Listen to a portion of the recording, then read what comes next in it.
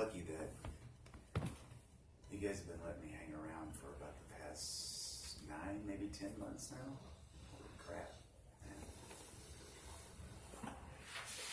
I say that because when I came here, I came from another program. And a lot of times what's shared over there, like when I first came in here, I realized, I was like, when did people become homeless? I want to hear that story. Or when did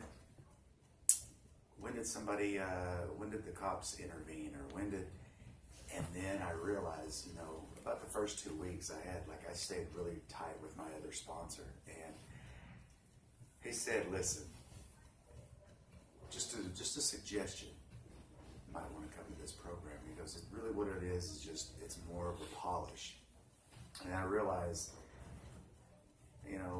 maybe I'm just negative by nature, because my job kind of entails like being a very bottom line person versus a customer service, kind of being able to maneuver through life. And his thing used to be is that he said, even with the other program, he goes, you'll realize that really, that kind of stuff was not really your problem. Your problem was living. He said, really what this is just more of a polish. And man, coming in here for 9 and 10 months in these rooms, man, it's been pretty cool, because I have to sit here, what normal people would call like a champagne group. Anyhow, my life has gotten better,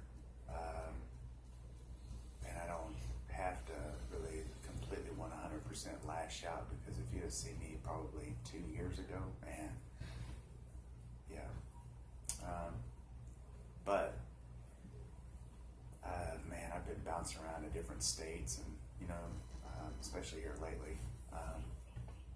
But then, what's kind of crazy after a while is that when you get involved with service work, I didn't realize that would propel me into like politics, or would propel me into nonprofit organizations, and just quality problems. And I'm just like anybody else. I'm like a baby.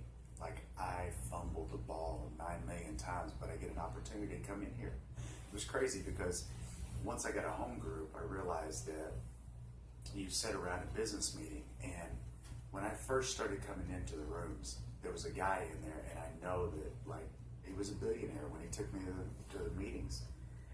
And he said, get a home group. He said, you should, just go sit in a meeting mine. So we did. And we're talking about the monthly expenses, maybe like $400 or $500. And I'm just like looking at him. I said, listen, my question to you is this: how can you sit in a meeting over $400 or $500? I said, is that really? He said, look, I live my life in these rooms. Then I go visit the outside world. I take all these tools with me. He said, that's the quality. He said, my question to you is this: you don't have a pot to piss in or window to throw it out of. He said, if you can't sit in a meeting, a business meeting, over your recovery and the money that's going in and out of a place for $400 a month, he goes, what's going to happen whenever that number needs to go up? Maybe even outside of these rooms. And then it all made sense. There was structure, there was understanding, there were votes, and it made a lot of sense. There wasn't a lot of control. It was just kind of like, well, what do you think? And it's always asking everybody's opinion. There was a mutual respect there, and I really dig the shit out of that, man. That's awesome.